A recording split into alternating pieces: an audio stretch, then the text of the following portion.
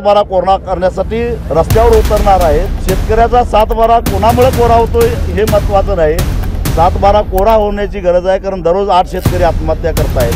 त्यामुळं एकमेकाला पूरक अशा पद्धतीनं अंतिम उद्दिष्ट शेतकऱ्याचा सातबारा कोरा। त्यामुळे जरांगेंचं आंदोलन असेल, बच्चूकडंचं असेल, स्वाभिमानीचं असेल किंवा अजून कोणी करत असतील, सगळ्यांनी मिळून आंदोलन करावं आणि महाराष्ट्रातल्या शेतकऱ्यांचा सातबारा कोरा करावा अशी आमची मागणी। गेल्या वर्षभरामध्ये साखरेचे भाव जवळपास स्थिर राहिले आहेत। सरासरी 3800 रुपये क्विंटलनं साखर विकलेली आहे। त्यामुळं गेल्या वर्षी तुटलेल्या ऊसाला जी FRP दिली आहे त्याच्यावर अधिक 200 रुपये द्यावेत आणि यावर्षी एकूण ऊसाचं उत्पादन लक्षात घेता केंद्र सरकारचं इथेनॉल संदर्भातलं धोरण, आंतरराष्ट्रीय बाजारपेठेतील एकूण स्थिती लक्षात घेता यावर्षी वर्षभरामध्ये साखरेचे भाव 4100 ते 4200 रुपये ह्या लेवलला असणार आहेत। या साऱ्याचा हिशेब करता आणि एकूणच या परिसरामध्ये विशेषतः पश्चिम महाराष्ट्रातल्या साखर कारखान्यांना जो ऊस पुरवठा केला जातो त्याची रिकव्हरी लक्षात घेता 3751 रुपये विनाकपात एक रकमी द्यायला काही हरकत नाही, कारण एका कारखान्याची FRPच बसते 3713 रुपये। आम्ही काय त्याच्यामध्ये 30-40 रुपये जास्त मागितलेले आहेत आणि तशी स्थिती यावर्षी आहे। एकरी ऊसाचं उत्पादन हे 8 ते 10 टनांनी घटलेलं आहे, म्हणजे जवळपास 30 ते 35 हजार रुपयाचं एकरी नुकसान झालेलं आहे। नुकसान भरपाईच्या कुठल्याही निकषामध्ये ते बसत नाही, म्हणजे ते थेट शेतकऱ्याला सोसावं लागणार आहे। आणि अशा परिस्थितीमध्ये पावसामधनं वाचलेलं पीक एकच आहे, ते म्हणजे ऊस, आणि त्याला 3751 रुपये मिळाला पाहिजे। आणि म्हणून आमच्यावर नेहमी आरोप होतो की आम्ही तोंडावर आंदोलन करतो। आम्ही खरं तर सीझन 1 नोव्हेंबरला चालू होणार आहे, 15 दिवस आधी आम्ही ऊस परिषद घेतलेली आहे, परत त्याच्यामध्ये आम्ही 10 दिवस वाढ केलेली आहे। 25 दिवस कारखानदारांना विचार करायला वेळ दिलेला आहे। एक रकमी तर सोडणारच नाही, कारण हायकोर्टाचाच निकाल आहे, परंतु 3751 जर स्पर्धा टाळायची असेल, कारण याच्यामध्ये कमी रिकव्हरी असणाऱ्यांना ऊस मिळणार नाही, त्यामुळे स्पर्धा टाळण्यासाठी सगळ्या कारखानदारांनी 3751 रुपयाची पहिली उचल द्यावी ही आमची भूमिका आहे। चर्चेची दारं खुले 10 तारखेची डेडलाईन दिली, त्यानंतर चर्चा आता सातबारा कोरा करण्यासाठी आम्ही 28 ऑक्टोबरपासून चलो नागपूरचा नारा दिलेला आहे। गुरुकुल मुजरीपासून बच्चू कडू आहेत, मी आहे, बरेच शेतकरी नेते आम्ही त्या दिशेने निघालो आहेत। महाराष्ट्रातले शेतकरी जाणार आहेत।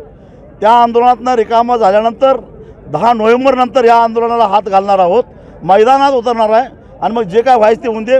मला असं वाटतं की कारखानदारांनी संघर्ष टाळावा आणि आमच्या मागणीचा विचार करा। मनोज जरांगे पाटलांना देखील तुम्ही आता मंत्रित्व काय त्यांना आता मी त्यांची पत्रकार परिषद ऐकली की ते शेतकऱ्यांचा सातबारा कोरा करण्यासाठी रस्त्यावर उतरणार आहेत। शेतकऱ्याचा सातबारा कोणामुळे कोरा होतोय हे महत्त्वाचं नाही, सातबारा कोरा होण्याची गरज आहे, कारण दररोज 8 शेतकरी आत्महत्या करत आहेत। त्यामुळं एकमेकाला पूरक अशा पद्धतीनं अंतिम उद्दिष्ट शेतकऱ्याचा सातबारा कोरा।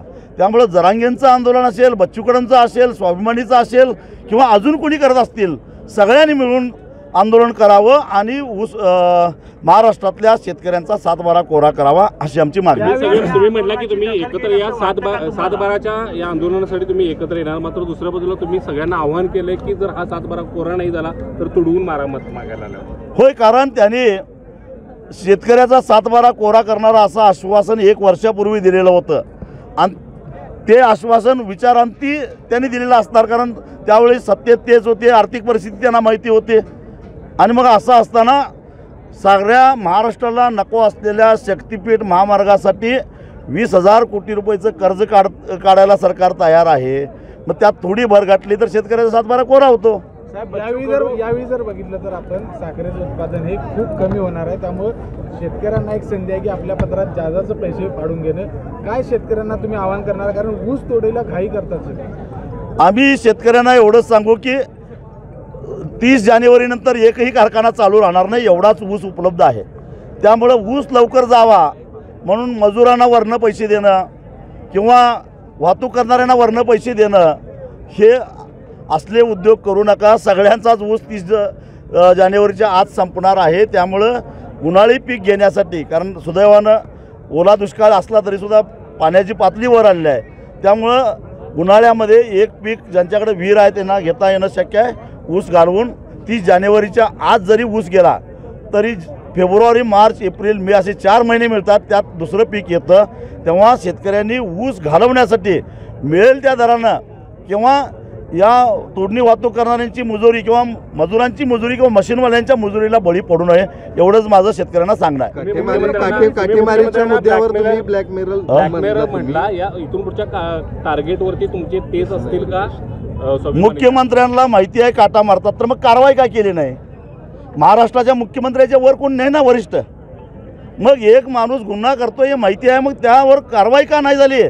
महाराष्ट्राचे प्रमुख आहात तुम्ही आणि तुम्हाला माहिती आहे काटा मारतात. नाहीतर मग बघा, मुख्यमंत्री फंडाला पैसे द्या, नाहीतर तुमचा काटा मारायचं बाहेर काढतो. म्हणजे पैसे दिले तर चालतंय काय? मग म्हणजे तुम्हाला म्हणायचं ते ब्लॅकमेलर. मग दुसरं एक प्रकारे मुख्यमंत्री फंडासाठी पैसे द्या, अन्यथा तुमची काटामारी बाहेर काढतो, याचा अर्थ काय झाला? ब्लॅकमेलच झाला ना. कारखानदारांच्या सोबत मुख्यमंत्री पण टार्गेटवरती असणार का स्वाभिमानी? 100%.